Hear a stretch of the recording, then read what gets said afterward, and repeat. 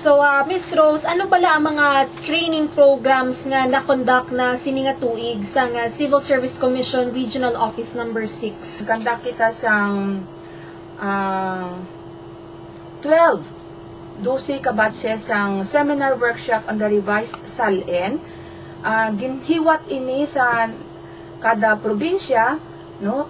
Particularly sa Iloilo City, kaduhagid kita sini maghiwat kay gin-separate naton ang national kag ang local government units, no? Kay sa aton sini nga seminar workshop ginsaysay o kun ginbato-bato ang aton nga kaundan sang aton nga revised SALN. Maliban sina, nakakandak man kita sang January 30 to February 1. Ini siya nga programa ginatawag nga Public Accountability and Values Enhancement Seminar. Gin-request gid ini sang municipality sang Malay. Ang aton sini nga venue dito sa Boracay, February 23 to 24, no, ginaganda kita sang Leave Administration Workshop Seminar diri sa Iloilo City. Masunod ang aton nga ahensya nga Metro Iloilo Water District nag-request man, no, sa aton nga opisina sa regional office nga gusto man nila nga mag-update, no, sang seminar on leave administration. Actually, 4 gid ini kaadlaw kami dito ni Miss Nerfa, no, upod naman naton sa HR na nag-conduct sang seminar on leave administration ang Pebrero 27, 28, 29 kag Marso 1 si Balom. Sa ila man yang mga empleyado nag-request man sila, no, nga mag-update man tani sang aton ni nga seminar workshop on revised SALN. Kag dito ang aton to nga OIC director nga si John nag-conduct dito sang seminar man sa mga empleyado sang si Balom, no, ina siya sang February 29. Maging request man gali, no, ang LTFRB sang March 11 sang seminar workshop on Frontline Services and Citizens Charter. Gin-conduct ini ni Ms. Tess sang HR man, no? Sang March 14 to 16 rather, no, nag-conduct kita sang seminar workshop on appointments preparation and other personnel action sa Rojas City, Capiz. Ini siya regular naton nga training programs, no, 3 ini kaadlaw. Sang February 20, no, exclusive ini sa mga empleyado kag opisyalis sang Civil Service Regional Office Number 6, no, ang Disaster Preparedness Session. Isa lang ini kaadlaw kag sa ini nga programa ginhanas ang mga empleyado kag opisyal sang Civil Service kung ano ang paggahimuon in case, no, sang mga disaster na matabo. Sang March 22, no, nag-conduct sang Gender Sensitivity Seminar. Ini siya gin-request sang PhilHealth. Gin-conduct ini ni Ms. Tess, no, sang HR.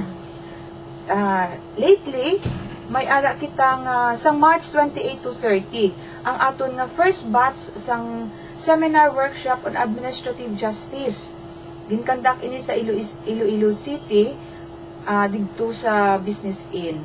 So sa first quarter naton training programs, no, amo ato ang nasambit ko nga mga trainings ang gin-conduct sang Civil Service Commission Regional Office Number 6.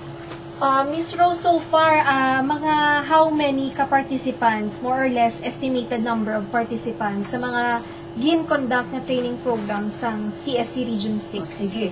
Sa 23 naton nga gin-conduct sa first quarter, may ara kita nga total participants nga 1,996, no, kaginhiwat ina sa 252 training hours, no, kag ang ato na nga mga facilitators, ang staff, no, sang HR. Kanday sino bala ang nagaserbe nga resource person sa during the training, Miss Rose? Sige. Ang aton ni nga mga resource speaker, lain-lain, no? Depende ni sa training programs nga ginakandak naton. Sa series of seminar workshop on the revised SALN, ang aton nga mga speakers, mga eksperto ni sa ilang field, no? Mga lawyers, kag accountant, no? Kay because may mga dapat klaruhon nga mga terminolohiya sa aton revised SALN, kag kinahanglan man ang expertise sang accountant, no, sa pag-compute sang aton nga assets and liabilities. Amo ina nga ang aton nga mga speakers, ang aton nga mga lawyers, no, sa aton nga opisina, to include ang aton nga Director 3 kag Director 4, ang staff, no, sang legal division, ang aton nga mga accountants sa opisina. Okay. Sa aton nga leave administration workshop, ang aton sini nga speakers, si Miss Jola, no, sang chief sang administrative sang MSD, kag si Miss Nelfa sang HR. Sa seminar on leave administration, ang apat sini ka series nga ginkandak sa MIWD, duha kami sini ni Miss Nelfa, no, ang nagkandak dito. Ang isang SWAP OPA, no, seminar workshop on appointments preparation and other personnel actions, ang aton sini nga speakers, wala sing liwan kundi ang aton nga regional director, no, si Attorney Rodolfo Incajonado, kag ang aton nga assistant regional director nga si Attorney Raymond F. Gonzales. So duha ginito sila ang nagadto sa kapis, no, para magserbe nga resource speaker. Sa aton nga disaster preparedness session, nag-request kita sini, no, daw pasensya kay daw nalipat ako sang ngalan sang aton nga guest speaker. I think daw taga Office of the Civil Defense. Yes. No? Pasensya gid sa aton nga resource speaker kay daw nalipat ako sa ngalan. Plus ang aton pagid nga isa ka speaker from the DOH. Okay. Oo. Ang sa aton seminar on administrative justice, ay, of course, ang kumagambal administrative justice daw ka sensitibo, no? Kag ang aton sini nga mga speakers, mga eksperto gid sa ilang linya, no, ang mga lawyers ang aton nga legal division. Miss Rose, paano pala nakabulig ini nga mga seminars or training programs sa mga participants, sa mga empleyado sang gobyerno? Si sa aton nga revised SALN, no, kay bag-o ini tani, so hanas gid sila kung paano nila fill upan ang bag-o nga form, no, kay daw amo man ini siguro ang ginbasihan nga nagbalik kita sa bag-o sa daan naton nga form kay daw ka komplikado, no. So sa pagkandak naton sa seminar workshop, ginhanas sila, ginpaatagan kung ano ang dapat nila nga include sa ilang assets and liabilities, no. Kag sa digto dambatyagan ko nga daw na sanagan gid sila, no, kung sa ilang mga pag-fill up tani sa bag-o naton nga form, no. Ang iniman niya sa leave administration, syempre ma-update, makabalo ang empleyado kung paano mag-earn sang leave credits, no?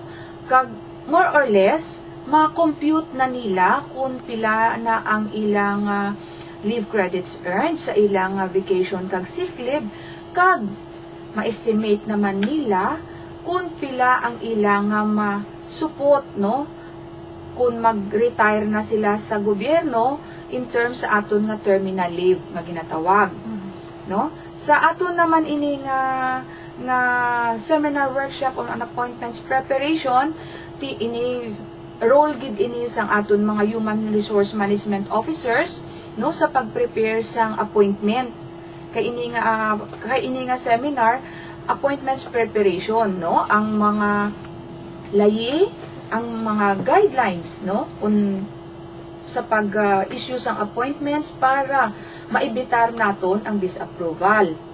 Ang iniya ang aton nga seminar on administrative justice, ginahanas ini, no, ang aton nga mga lawyers, no, sa mga kalain-lain nga mga ahensya kung paano i-handle ang isa ka dispute sa o kung ang isa ka grievance kag ang kung sa mga reklamo nga submit sa ila opisina na ang aton nga training invitation padala taman ini sa lain-lain na mga ahensya sang gobyerno, pero nagapasalamat kid ako no nga ginhatagan kami sang opportunity subong nga maka invite no sang aton nga mga empleyado sang gobyerno sa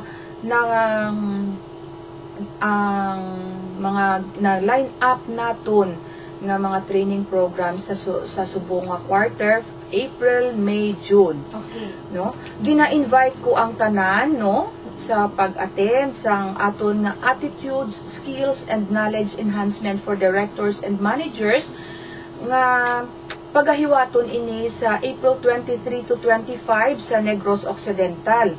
Sa subong nga tion, wala pa naton mahibaluan kung sa diin specifically ang venue sini, kay kung gather na kita sang enough participants, amulang kita sina maka-contract sa hotel o kung sa diin nga venue, no, kay basi bala siling naton nga hindi maka-gather sang enough participants, so may posibilidad nga i-postpone naton ang ini nga training programs.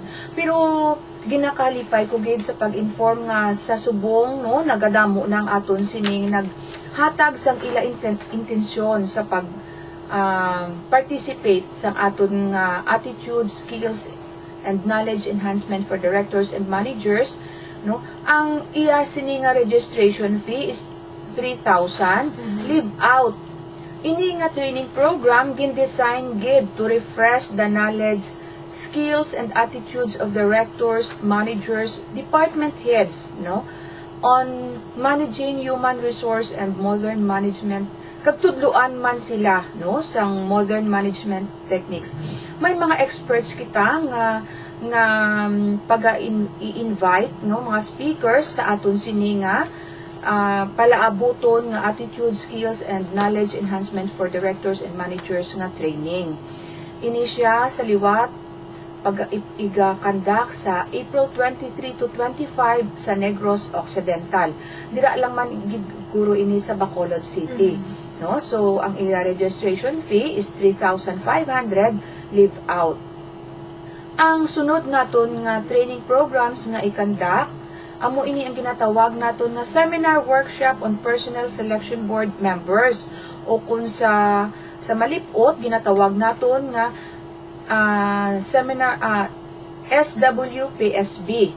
Ini siya gin-design gid para sa PSB chairpersons and members, ang aton nga para sa aton mga administrative officers, no, kag ang sa employees union representative, kay sa aton na nahibaluan, no, part sang ukon membro sang aton nga PSB ang aton nga union representative. So diri paghanason sila kung ano ang proseso, no, sa pag-select sang mga empleyado nga dapat i-appoint, no, as a government employee.